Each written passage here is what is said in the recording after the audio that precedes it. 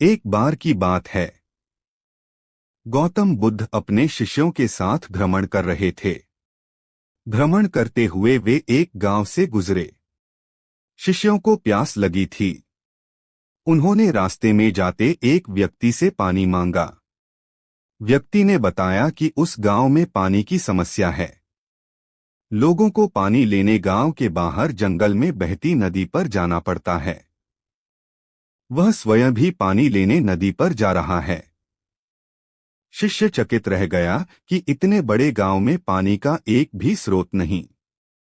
तभी उसकी दृष्टि जमीन पर जगह जगह किए गड्ढों पर पड़ी और उसका आश्चर्य बढ़ गया। उसने गौतम बुद्ध से पूछा, तथागत, इस गांव में जगह जगह गड्ढे क्यों खुदे हुए हैं?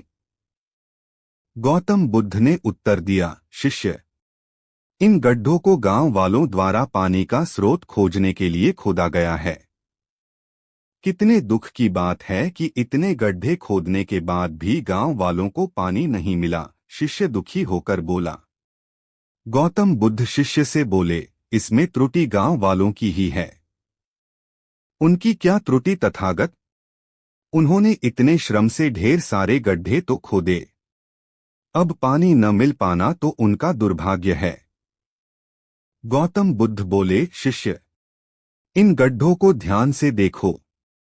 ये गड्ढे पूरी गहराई तक खोदे ही नहीं गए हैं। गांव वालों ने कुछ दूर तक खुदाई की, किंतु पानी न निकलता देखकर अपना धैर्य खो दिया और इस गड्ढे को छोड़कर दूसरा गड्ढा खोदने लगे।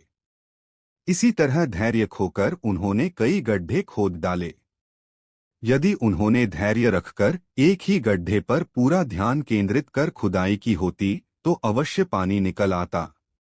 एक दिशा में किए गए पूर्ण केंद्रित प्रयास से अनेक छोटे छोटे प्रयासों की तुलना में सफलता प्राप्ति की संभावना कहीं अधिक होती है।